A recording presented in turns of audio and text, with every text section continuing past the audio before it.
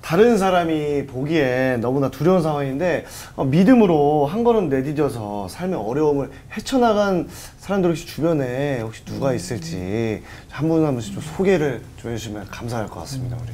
마침 제가 이번 주에 우리 성도들 우리 속회하면서 같이 조금 속으로 모임하면서 그런 분을 만났어요.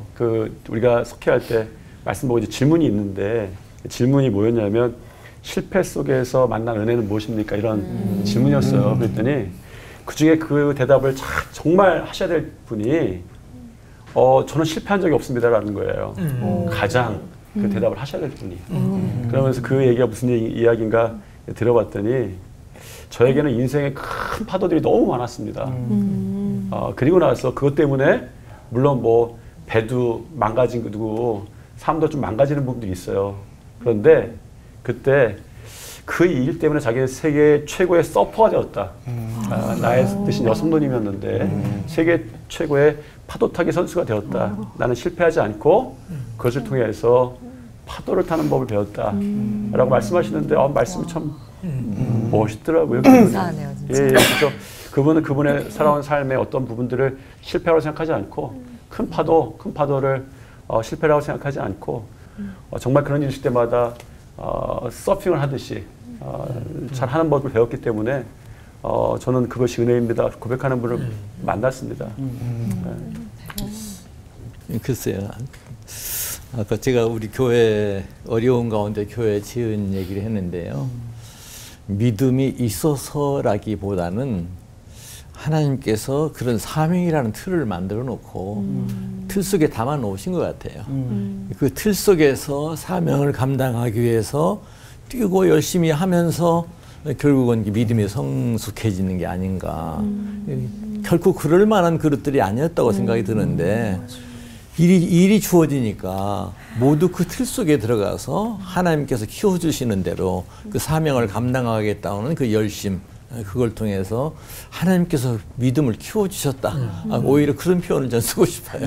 네. 있어서 들어가는 게 아니라 하나님께서 키워주셨다. 그렇게 보고 싶습니다.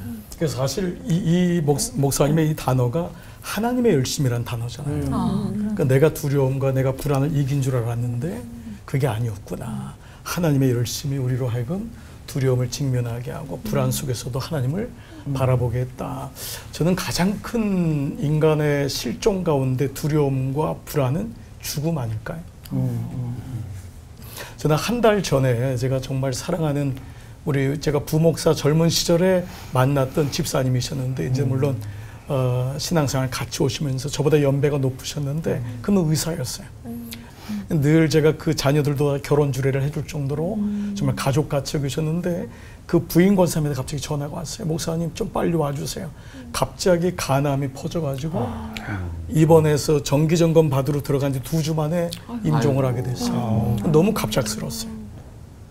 근데 이제 가족들이 다 모인 가운데 들을 수 있냐고 했더니 오른손을 까딱까딱 하시더라고요. 들을 수 있는 거 마지막 시간이에요.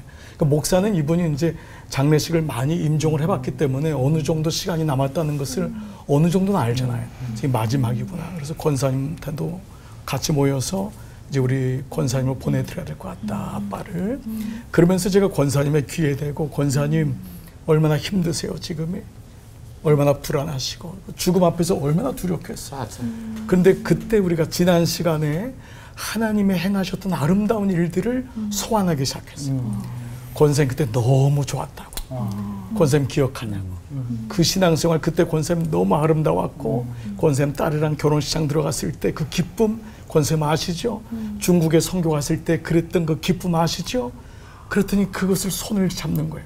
꼭 잡는 거예요. 그래서 눈물이 핑 도는 거예요.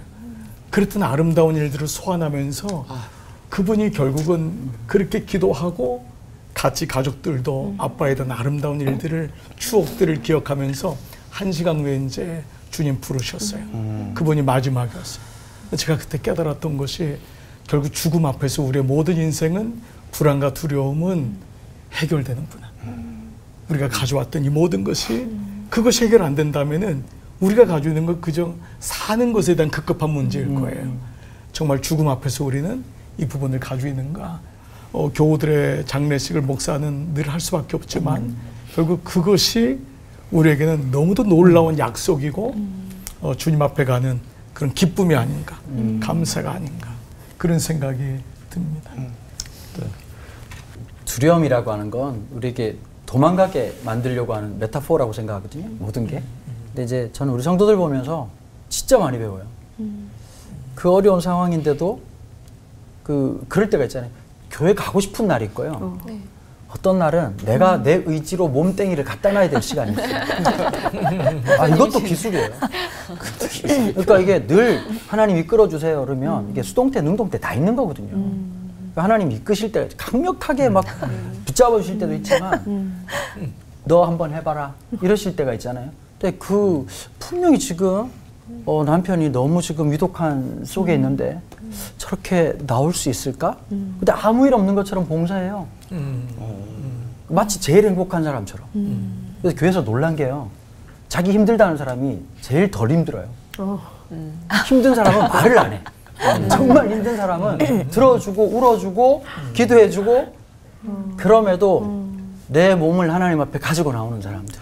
그러니까 물러서지 않는 사람들. 한 걸음을 또 가지고 이렇게 또 도전하는 사람들. 이 용기라고 하는 건 큰 파도 앞에서 기적을 일으키는 게 아니라 한 걸음 내딛는 게 용기잖아요. 사업하는데 힘들지만 그 예배를 사모하는 청년. 그 다음에 지금 여러 가지 어려움 속에서도 지금 막 결혼이 엎어지고 너무 당황스러운데도 불구하고 그 기도 시간을 기억하는 한 사람의 모습. 저는 믿음의 수없이 많은 다윗, 수많은 다니엘 그 예배당 안에서 만나고 사실은 제가 배워요. 마치 그분들이 목사님 잘하세요 이렇게 말하는 것 같은. 그래서 아유 나만 잘하면 되는구나 이 생각이 진짜 많이 들어요. 맞아요. 목사 성도는 목사님들을 본다고 하지만 사실 역설적이에요. 목사는 성도들을 통해서 정말 많이 배워요. 은혜를 경험하고 나 같으면 저렇게 했을 수 있을까? 어떻게 저런 믿음을 가질 수 있을까? 정말 저는 강 목사님 말씀에 200% 정말 오늘도 시청하신 노래를 존경하는 마음 그 마음이 듭니다. 더 열심히 하겠습니다. 네. 죽도록 충성하라.